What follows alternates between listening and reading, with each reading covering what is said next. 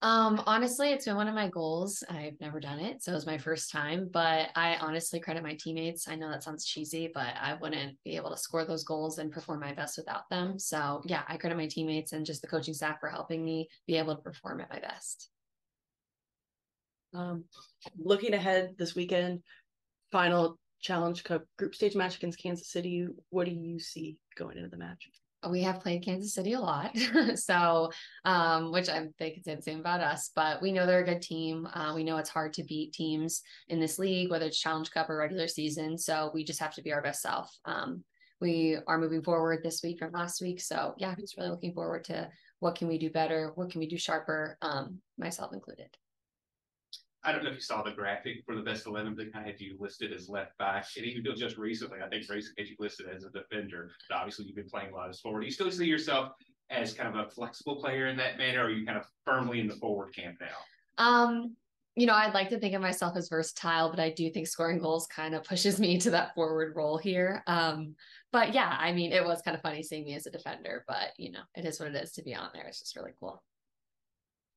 Paige, you guys clinched a Challenge Cup semi spot, but now it feels like the next goal is you want that game at home. What kind of difference do you think that would make, and how much of a motivating factor is that going into this? Yeah, I mean, I think statistically we've shown that we're great at home, but then even I just think having that home crowd, having that routine, that normalcy, is just huge for us. So I think that's really been a motivation factor for us just to win this next game. Obviously, Houston was a disappointment, but now it's just in our hands to win this game so that we could have that home game and have that semifinal here. What did you take from that last game that you guys are really focusing on for an improvement against Kansas City? Yeah, honestly, I think it's just one of those things like it's kind of a kick in the butt of, especially to me, of, it's not going to be handed to us. We have to earn it. So we have to be sharper. It was definitely just a little flat. And I think that's something that we can control. But again, I'm really just proud of how the group has responded this week. That was the first time that we've gotten to talk about in a bit. It's both your first years here. You've had some experience with her. What kind of impact do you think she has made here as an assistant coach, and what do you like about her as a coach? Before I got traded here and I saw Bev accepted the job as Louisville assistant coach, I kept thinking to myself, like, those girls are so lucky to have her because she just helped me so much at Gotham last year. And then when I got to be able to be here with her, I was like, wow, I'm lucky again to be with her as my coach. She has such a knowledge of the game, but also just understands as a player.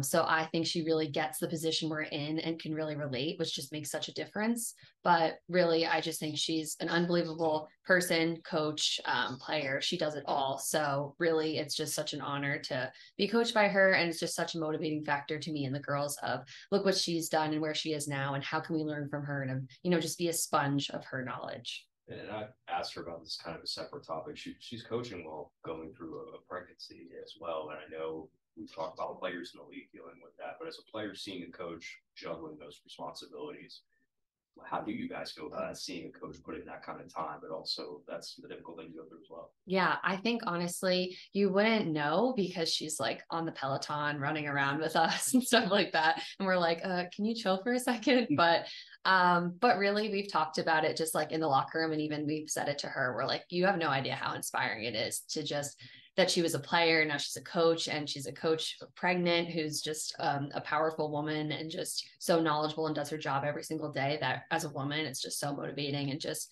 an environment we want to be surrounded in. So yeah, we, of course she's so humble and is like, no, it's just my job, just what it is. But for us, it's really just super inspiring.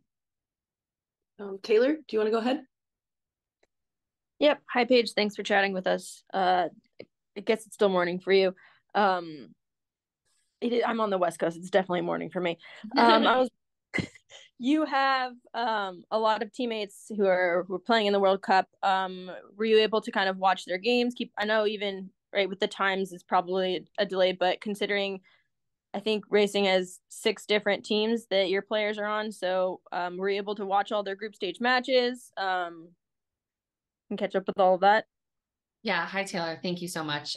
First of all, I hope you have a coffee for the West Coast time. But Yeah, no, I've definitely not been up at 3 a.m. I hate to say that, but it's true. I have had to sleep.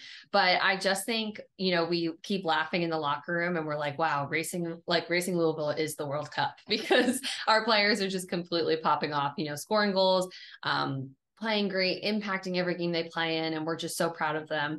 And yeah, of course, I've catched games. Unfortunately, we sometimes see the result, but also it's really cool to wake up to be like, oh my gosh, Wong scored, Temby scored, Sav starting, Ari scored a freaking hack trick in her first appearance. So yeah, it's just been so amazing. We're just so proud of them, and really they deserve all the attention, the love, and we keep texting them and we're like, we're just so excited for you guys, and we'll be waiting for you for whenever you come back.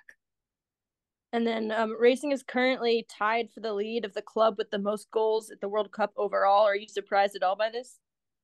Honestly, no. I mean, like, they're such talented players that it's so cool, but honestly, it's just so amazing to see our players do well. You know what I mean? Like, just it's such an honor to be playing with them and learning from them, and they're all just amazing people. So we're just so happy for them.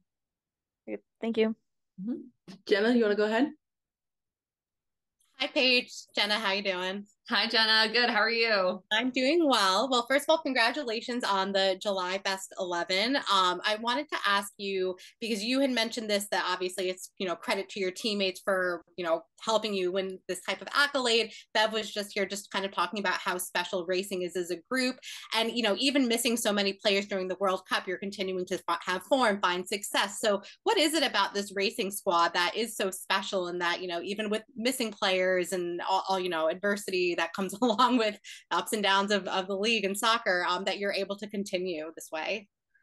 Definitely. I mean, I credit just the pool of players that we have here, but also there's just such a willingness to learn. There's a willingness for whatever role the individual is in at the moment, just to be their best self. And honestly, that's just so special and something that I credit every single one of the players. I mean, we still have some amazing players who are on our bench who haven't really even played a lot yet, and they're still working so hard every day and want to learn and push the group to be better. So I'm sure Bev probably said something similar, but it's like when we have every single person so invested, just pushing the group constantly and putting the team before themselves, it's just, we knew it was going to be special. So for it to be coming together and, to be representing the girls at the World Cup right now, we're just so happy to do what we can here while they're doing their thing there.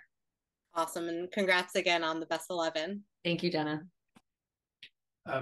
So a little bit of a follow up on that. When the players return from the World Cup, you're going to have probably for the first time this year, a full healthy roster of forwards. There's going to be a lot of competition for minutes. How do you handle something like that?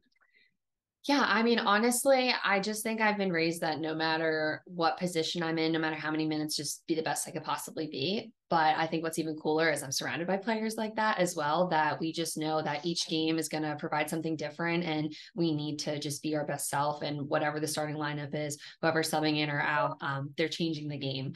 And, I just think it's a good thing to have subs coming in who are scary to other teams, and just to say, this isn't a drop off, this is actually a level up.